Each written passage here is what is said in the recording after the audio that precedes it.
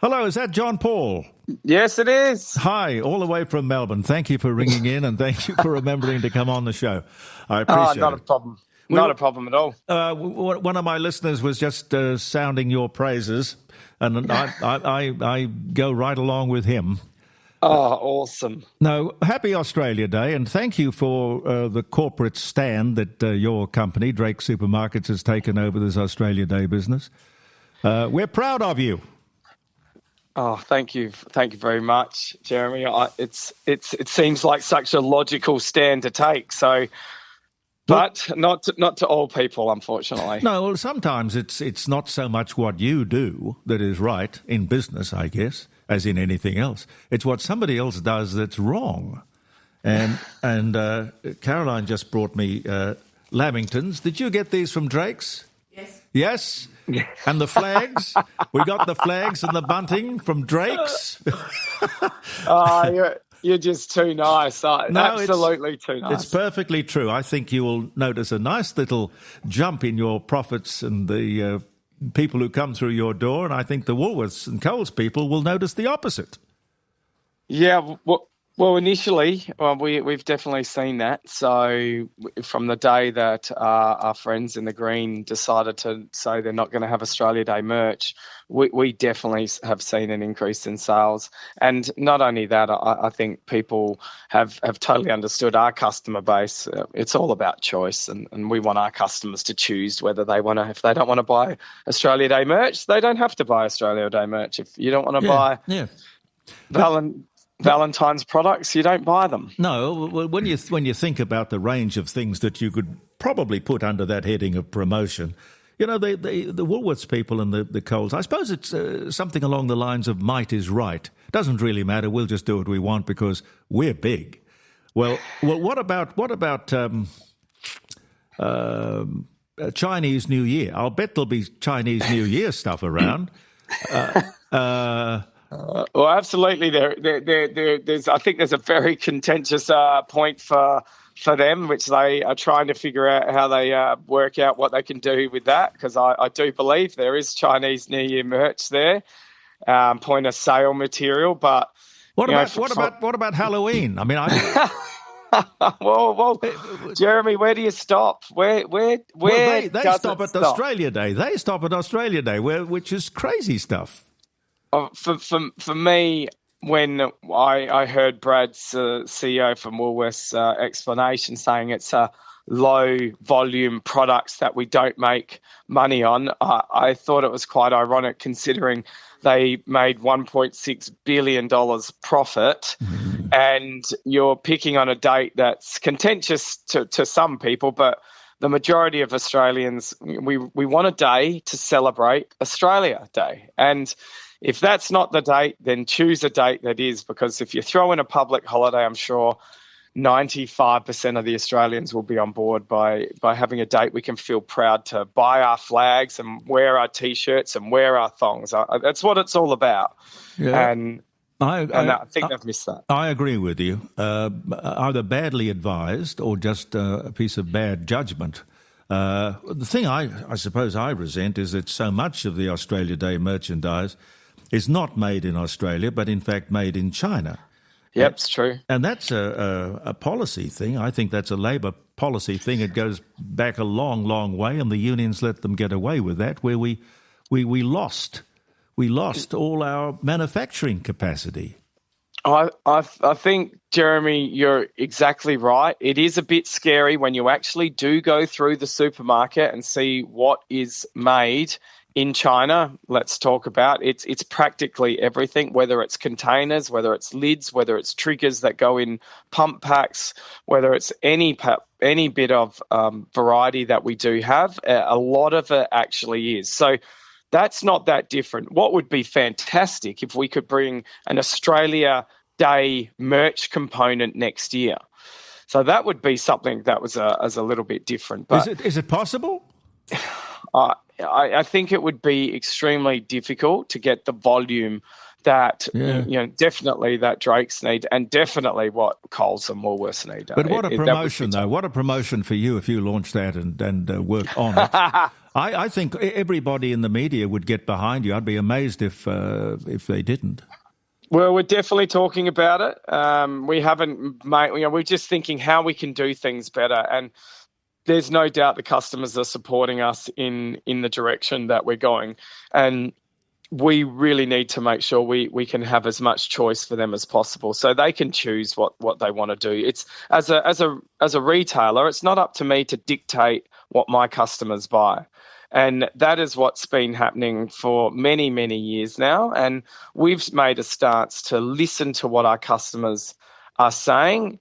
And because our exec team, we're actually on the shop floor. We're talking to our customers. We're talking to our team. So we have an understanding of what's really going on out there. And they want merchandise. They want the opportunity to choose what they want to buy, whether it's Halloween, whether it's Mother's Day, Father's Day, Easter, Christmas.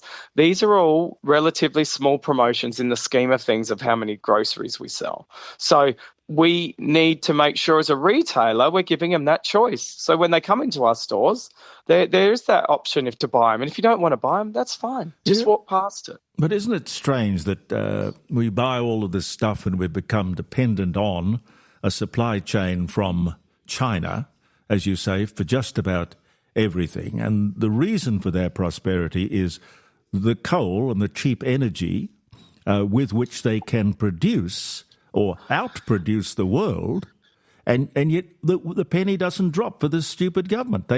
We are allowed to export our coal so they can become more wealthy, but we can't use our coal for our benefit because we're going to affect the environment. Now, it's bizarre, isn't it? It's absolutely crazy. The thing that I just learnt recently, because I wanted to do a little bit of research, is that China has over 2,000 coal mines going right now. Yep. Over 2,000. So here we are, and we talk about South Australia closing down one. And we're worried about what our impact is on the climate.